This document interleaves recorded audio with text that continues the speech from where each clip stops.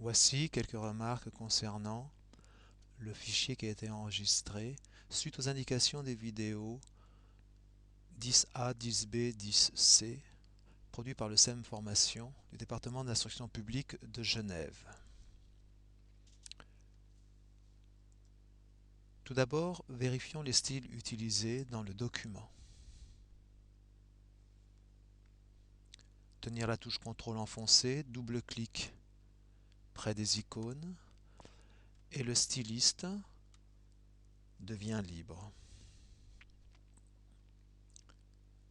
Affichons tous les styles appliqués. Pour les styles de paragraphe, nous en avons 6. Les styles de caractère, aucun. Il n'y a pas de cadre, donc aucun style utilisé. Il y a une page et son style est le style par défaut. Quant au style de liste, nous en avons créé un seul et c'est celui qui est utilisé.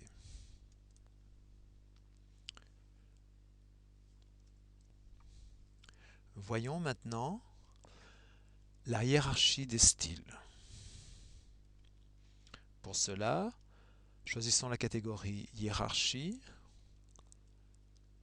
Pour les styles de liste, il n'y en a qu'un, cela ne nous intéresse pas. Seuls les styles de paragraphe sont concernés. Et nous voyons que les 5 styles dépendent du style PM Core. À quoi cela va-t-il servir? Cela va nous servir à changer les styles. Voyons cela de plus près. Si je change, clic droit sur PM Core, ce style modifié et que je choisis comme police, la police est déjà vue sans, une police sans sérif, appliquer, déplaçons la fenêtre pour voir le titre aussi. Quand j'applique, toutes les polices ont été changées car tous les styles dépendent de ce style PM Core. Voilà la hiérarchie, comment s'applique la hiérarchie lors d'un changement. J'ai modifié la police. OK. Nous pouvons faire aussi d'autres changements. Par exemple, dans le titre, nous allons modifier les bordures. Onglet bordure, ajouter une bordure en bas. J'ai fait une erreur, j'en ai mis une aussi à droite. Je reclique dessus pour l'enlever et je mets l'espace 1 cm.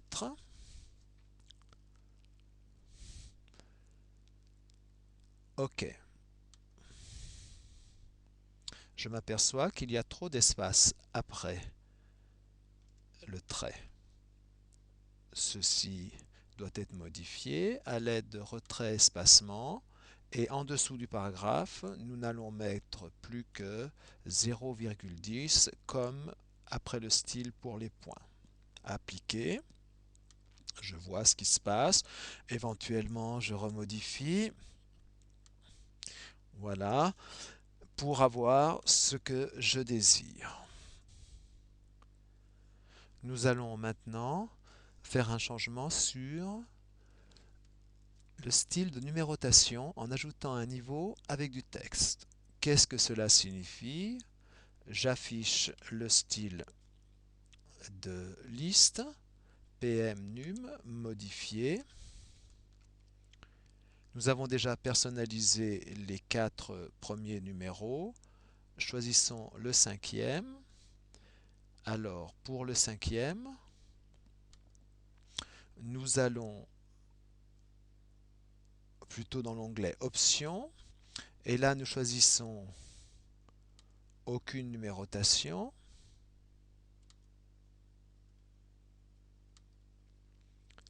Devant, nous mettons remarque, espace, 2 points, espace. Derrière, nous ne mettons rien. Nous gardons le style de caractère, caractère de numérotation pour l'instant. Et nous validons. À la fin du texte, la touche Entrée crée un nouveau paragraphe,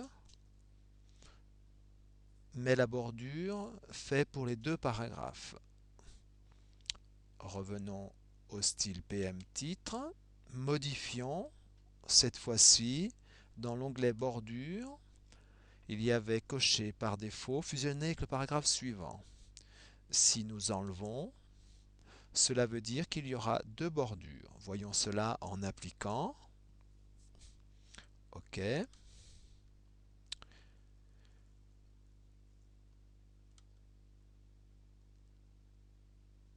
Erreur. En fait, rien n'a changé car je me suis trompé. Ce n'est pas PM titre, mais PM point qu'il faut modifier. Pour PM titre, on peut laisser. Fusionner avec le paragraphe suivant, on enlève. Quand on applique, on voit les deux bordures.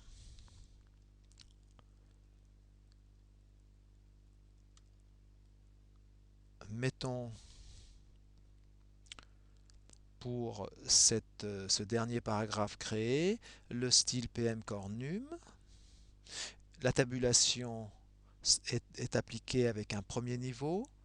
Si on appuie sur la touche tabulation, comme indiqué dans les vidéos précédentes, nous pouvons changer le niveau de la tabulation. Tabulation 2, une lettre. Tabulation 3, la puce carré. Tabulation 4, le retrait sans puce ni lettre ni chiffre. Et tabulation 5, remarque. Je peux écrire ici ma remarque. Et si le texte est trop long, il y aura un retour à la ligne automatiquement. Point. Pour un retour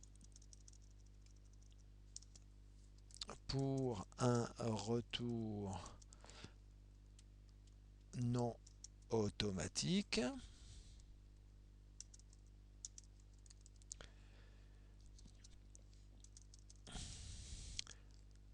utilisez le raccourci maj plus entrée.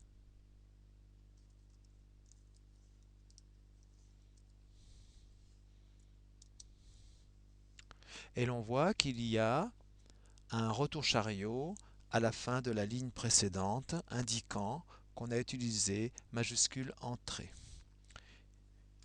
Ici, on a créé un seul paragraphe. La définition du paragraphe en traitement de texte est différente de sa définition littéraire. C'est l'ensemble des caractères compris entre deux pieds de mouche. L'utilisation du retour chariot est donc impératif. De même, on doit afficher tous les caractères non imprimables, en particulier ces pieds de mouche. Point pour terminer mon paragraphe. Je peux maintenant créer un style de caractère pour le texte remarque. Alors, choisissons ce texte, remarque, choisissons un mot quelconque, par exemple peu, mettons-le en gras et dans la catégorie des styles de caractères, nous allons créer un nouveau style à partir de la sélection. on l'appellera PM caractère. OK.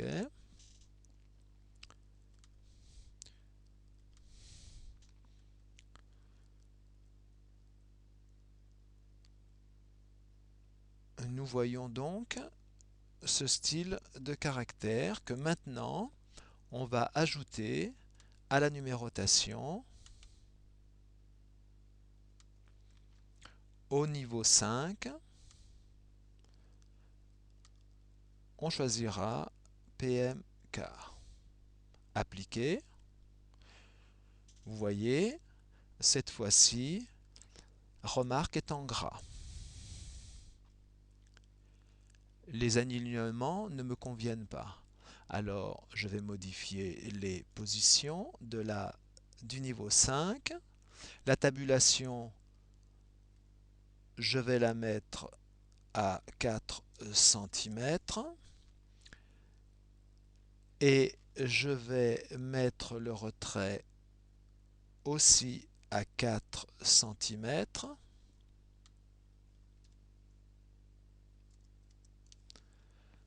Appliquons.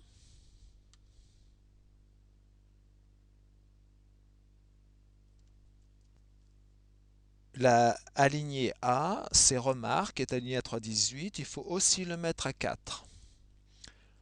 Et nous avons cette fois-ci le texte qui a le bon alignement. Nous pouvons valider.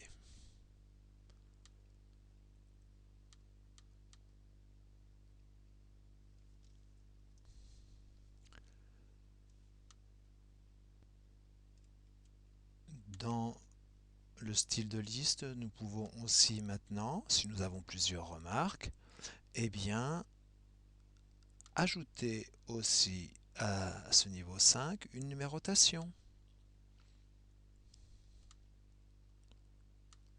Voilà, et maintenant je vois dans l'aperçu que j'aurais dû mettre remarque espace et après la numérotation mettre espace de point espace. Voilà, et puis toujours avec mon PM car. Appliquer. Je vérifie que j'ai la remarque 1 cette fois-ci. OK. Si maintenant je fais un deuxième paragraphe, je peux avoir une remarque 2. Blablabla. Bla bla. Voilà. N'oublions pas d'enregistrer régulièrement notre fichier. Ici, je vais l'enregistrer sous épreuve exemple 2 dans le dossier dédié. Oui. Terminons maintenant toutes ces remarques avec l'utilisation d'une police particulière pour les dyslexiques. Revenons à la modification que nous avons effectuée au départ, PMCore, et choisissons la police.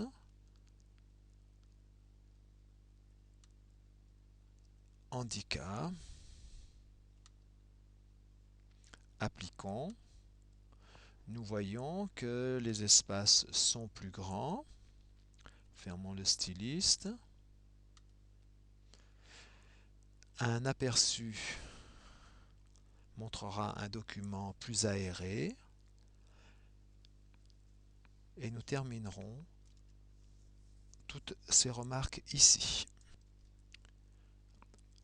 Pour ceux qui trouvent qu'il y a beaucoup d'investissement à produire un tel document, ils verront l'intérêt quand ils auront à produire des dizaines d'épreuves, toujours sous le même format, et cela permet d'avoir, comme indiqué dans les autres vidéos, un document homogène, un document sobre, pas de tabulation inutile ni de paragraphe vide, et un document évolutif que l'on peut corriger et modifier rapidement.